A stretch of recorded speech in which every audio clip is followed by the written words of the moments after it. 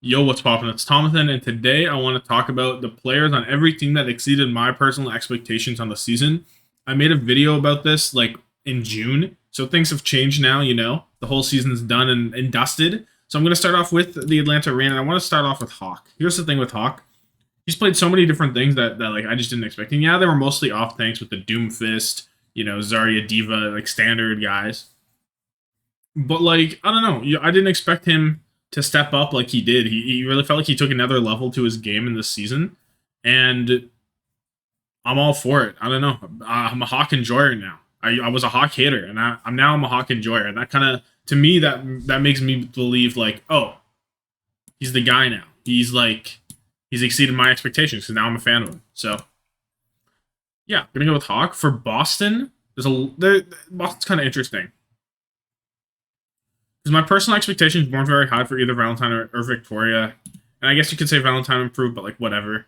Um, I think it's gotta have to be Seeker for me because like he came in, yeah, he didn't play a lot, but I did not expect him to blow up like he did. Like in that first game, he just made such a statement whenever they reverse swept Vancouver back in the Junkertown meta, the Junker Queen meta. Sorry.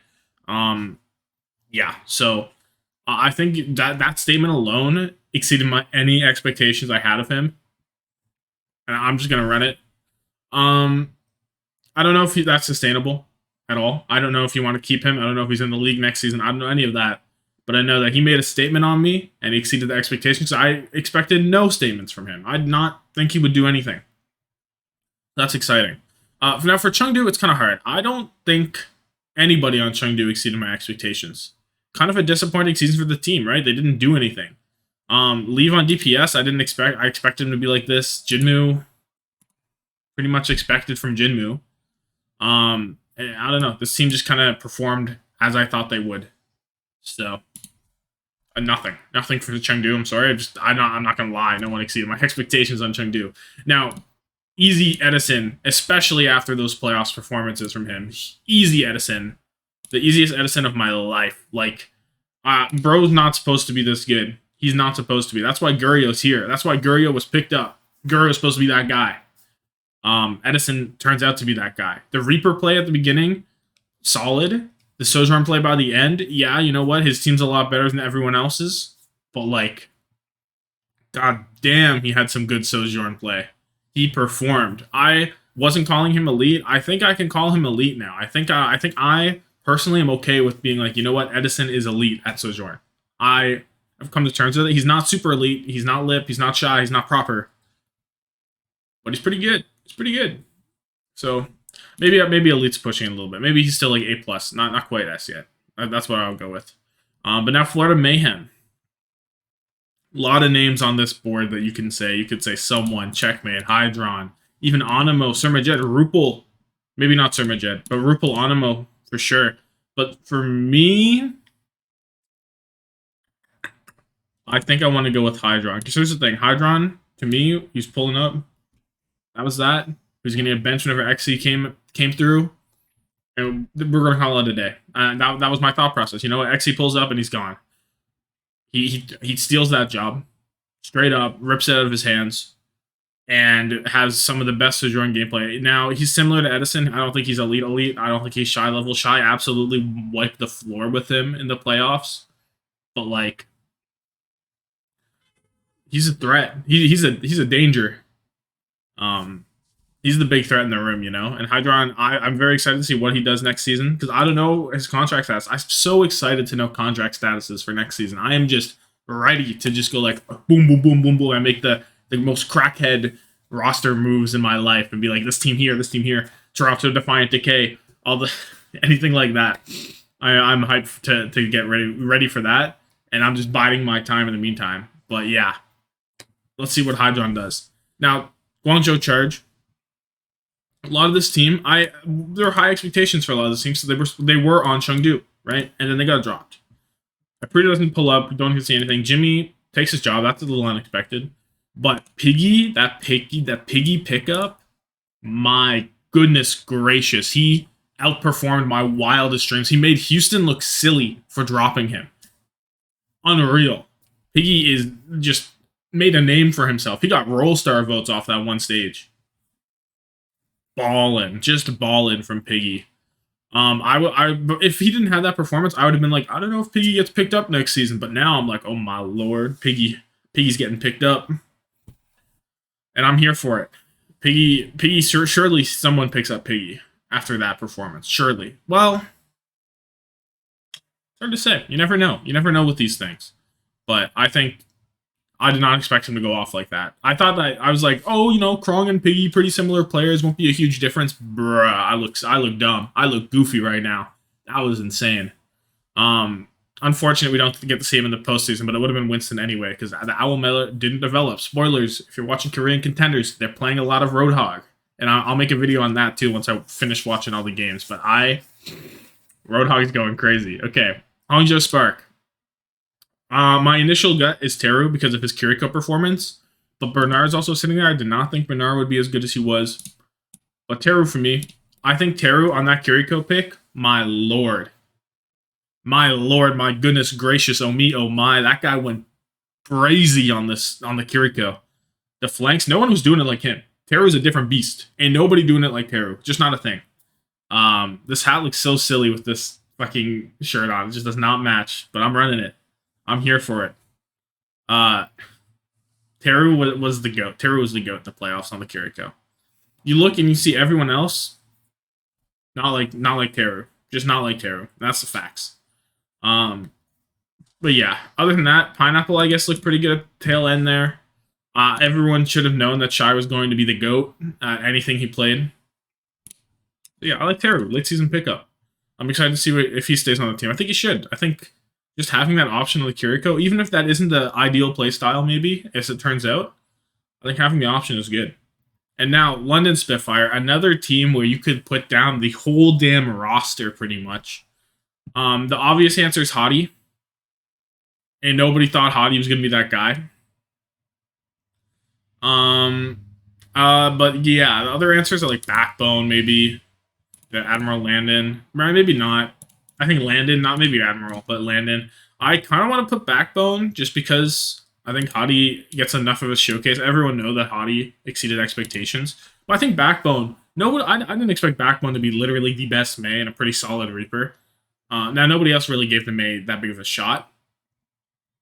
But, I don't know. I thought Backbone was like, oh, they have Backbone. Okay, cool.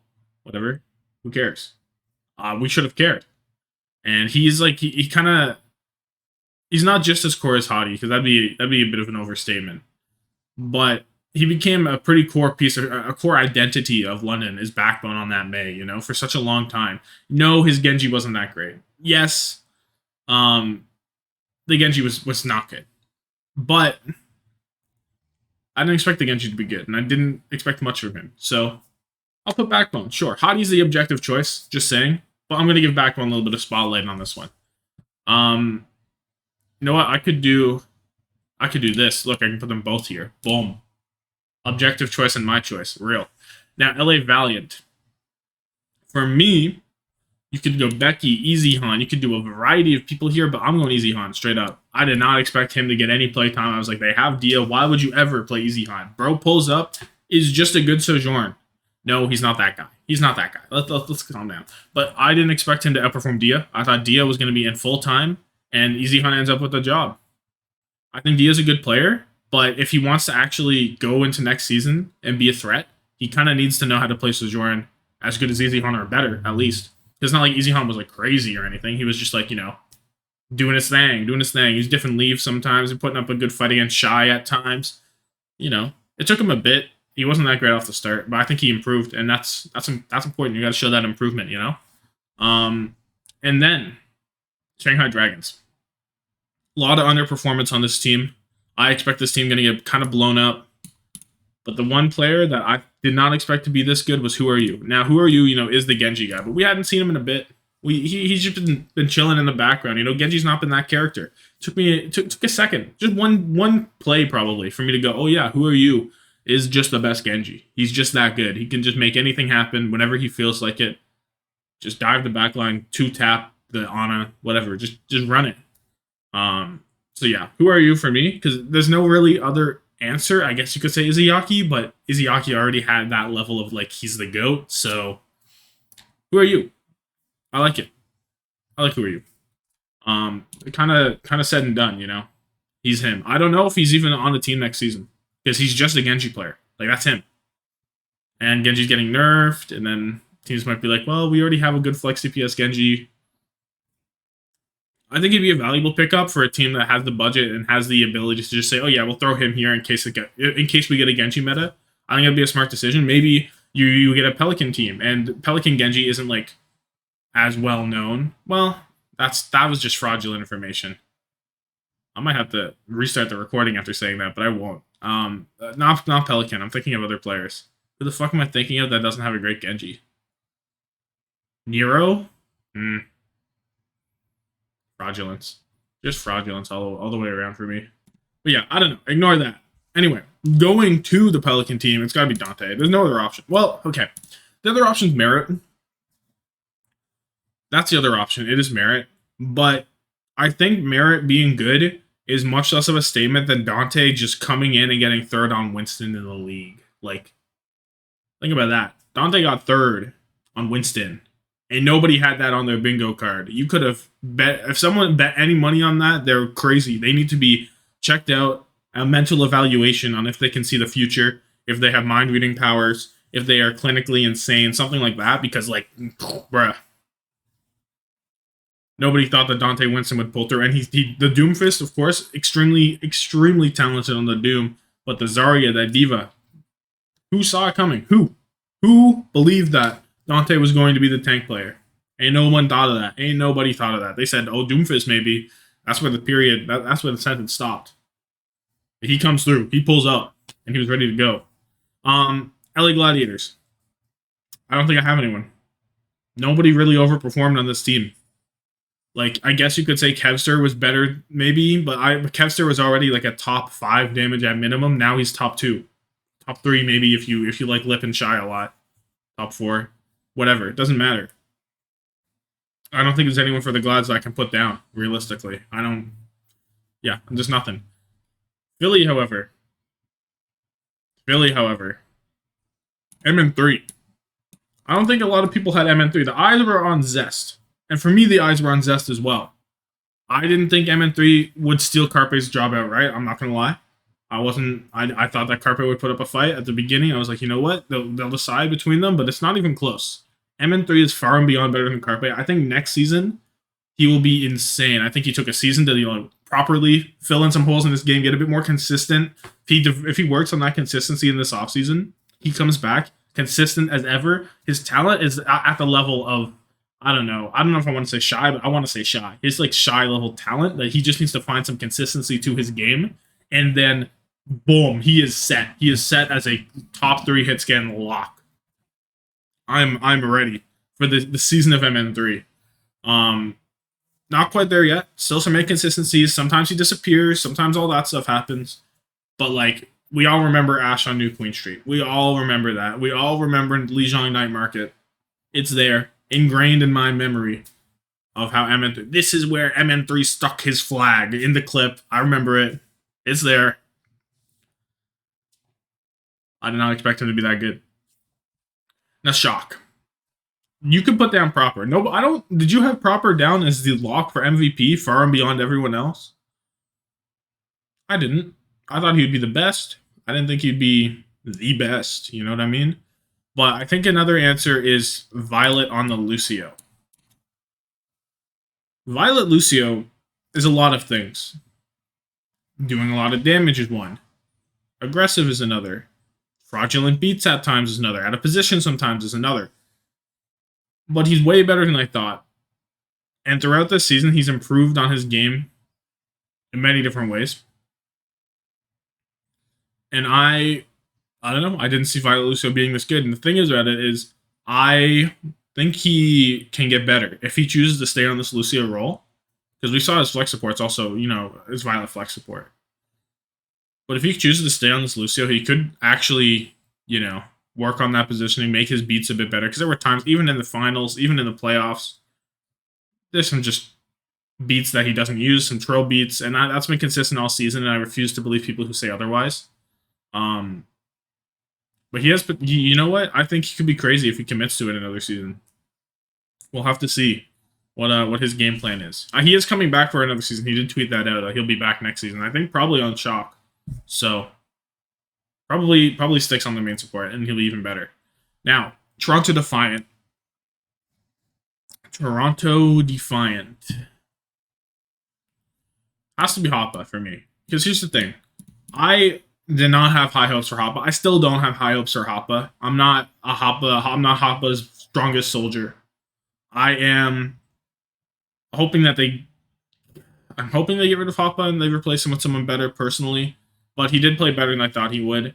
Now, at the beginning, I think it was warranted. My expectations were there. I thought Azaria was not good relative to the level of competition in the kickoff clash, but the Junker Queen, the positional gameplay, it all kind of coalesced into some pretty solid tank gameplay.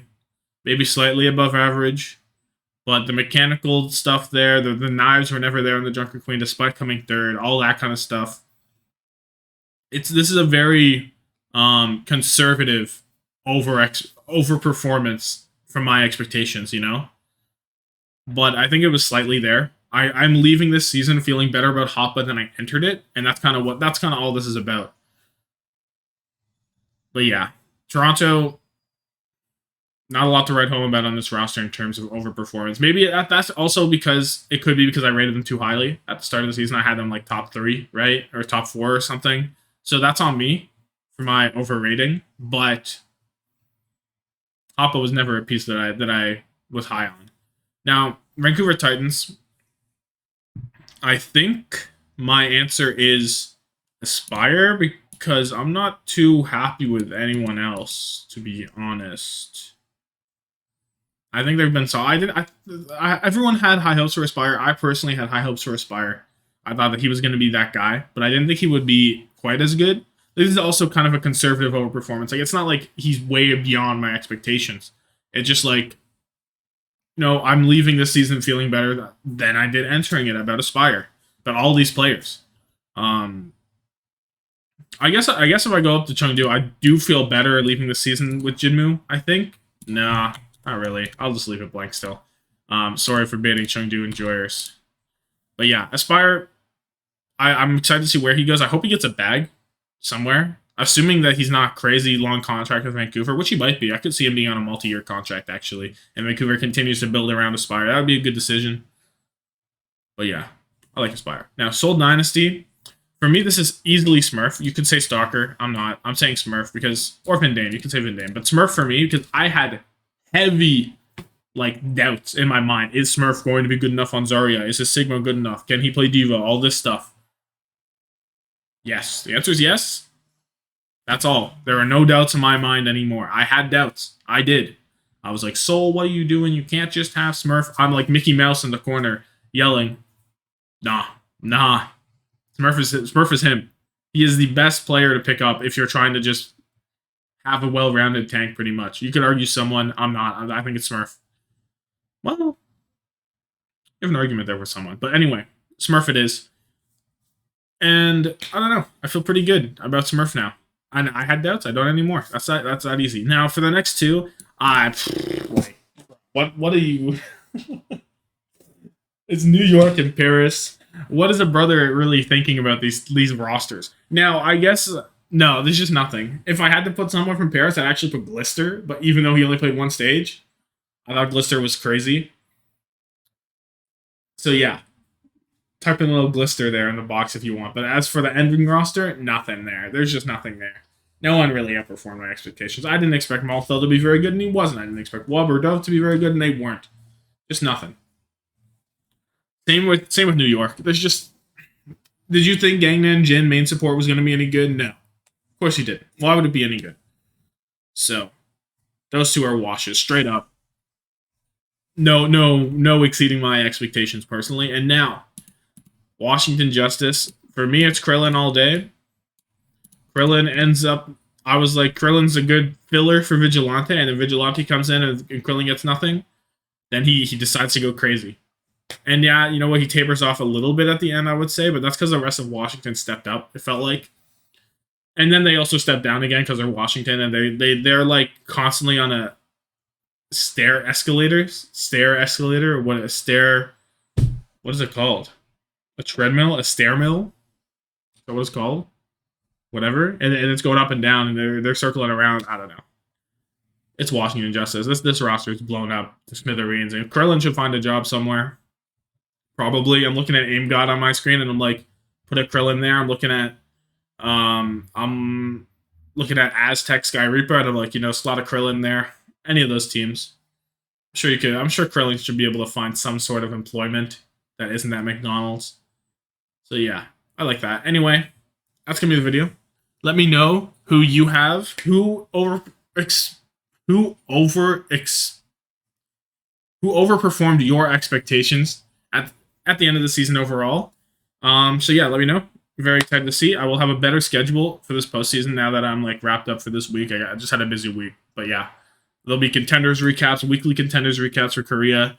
I'll have my final tier list videos of the season will probably be streamed next week at some time. I'll post a video the day before, probably. It'll be like, hey, it's streaming at this time. Any of that stuff. And then my season reviews for the teams will also be starting to come out soon. So yeah, lots of stuff on the horizons. Don't forget about Overwatch League just because it's the off season. Thank you so much for watching. Like this video if you liked it, subscribe if you really liked it. Thank you so much for watching. Have yourself a good one.